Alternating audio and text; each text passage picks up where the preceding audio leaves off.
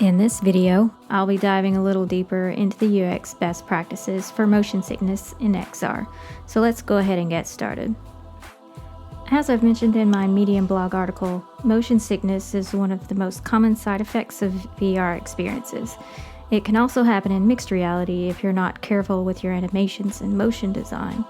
This can include a feeling of seasickness, headaches, general nausea, dizziness, vertigo, or even in some cases, vomiting. And this happens when there's a mismatch between what's being seen and what's being felt. Or in other words, your eyes see that you're moving, but your body doesn't feel any motion.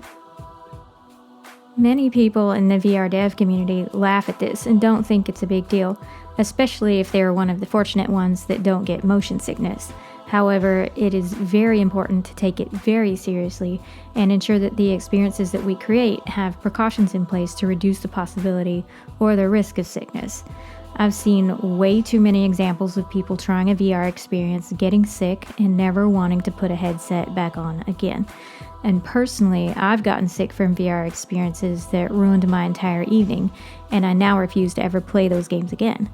And every time I think about one of them, the first thing I remember is feeling sick, and I warn my friends to stay away from buying those games. And that's the last thing you want. So, if you want a better return on investment for your experiences, take motion sickness seriously. Explore ways to cause objects to move while keeping their horizon steady and the person in the headset grounded. If you don't have a grounded point of reference, the reaction is similar to how people are more likely to get seasick when they're further out to sea and can't see land. You get a little better when you go out on deck and stare out at the stable horizon, but not as much as when there's land in sight. If a very large virtual object is moving, people can get disoriented and think they're moving, much like a car sitting at a railroad crossing. After a certain amount of time, the driver feels like they're moving sideways instead of the train. You can avoid this by placing smaller fixed objects within the space, like the railroad crossing signs and arms, and the foundation supporting them.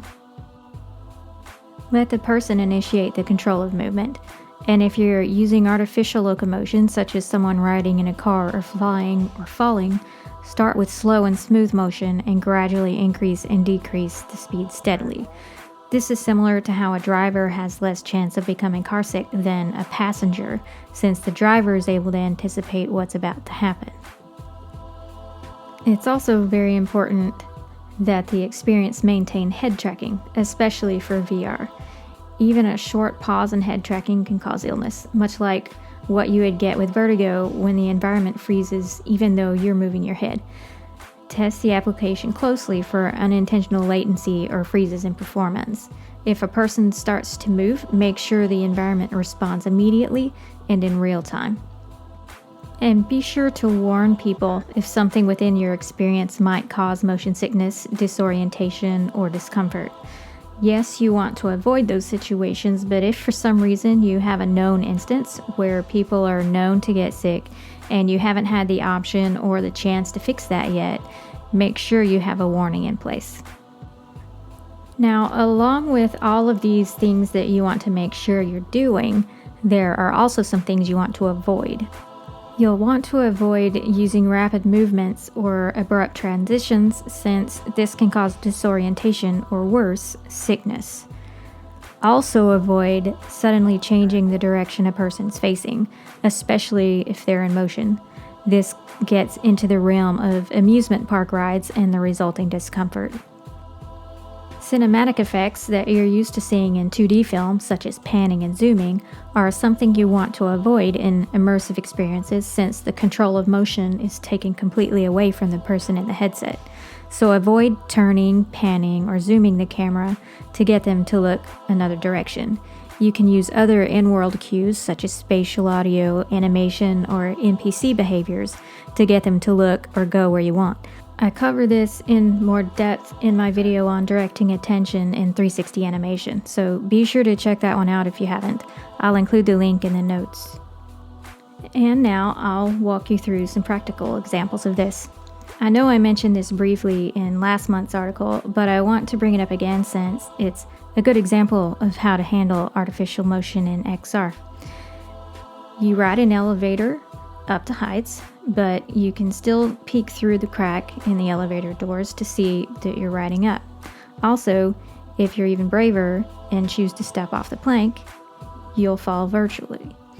At first, when falling, you do get the feeling of your stomach dropping, but it goes away almost immediately. The motion accelerates gradually and remains at a steady pace. Now, for an example that may cause you to lose your lunch if you try it for yourself. So take some Dramamine and buckle up. In Richie's plank experience, you probably noticed there are multiple floors to choose from in the elevator. This time, we're going to tap on the Hero Academy floor. In this experience, you train yourself to fly around the city and put out fires.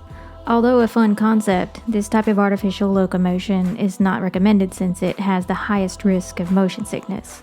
I tried this previously for myself, and at the time there was no warning that it could cause motion sickness. Once I realized how it worked, I had to quickly get out because I was already beginning to feel queasy. This footage is from their official trailer for PlayStation. If you try it for yourself, you'll see that even though they keep the speed at a consistent velocity, there's no blur in the periphery. You are able to initiate and control the movement for yourself, which is a good mitigation step.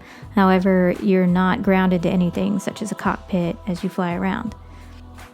If you're brave enough or you have a strong stomach, you can check out Richie's Plank Experience Hero Academy for yourself in VR on Steam, Oculus, Viveport, and PSVR. I've included the link below in the show notes. Or hopefully, if you watched last month's video on psychological factors, you already have a copy, so you can just open that one back up.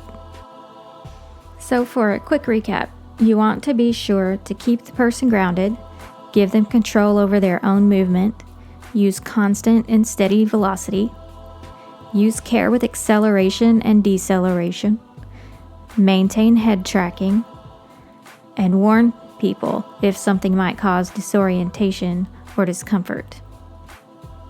And things you'll want to avoid are shaky or unstable horizons, rapid movements or abrupt transitions, sudden changes in direction they're facing, especially if they're in motion, and turning, panning, or zooming the person's view to direct their attention.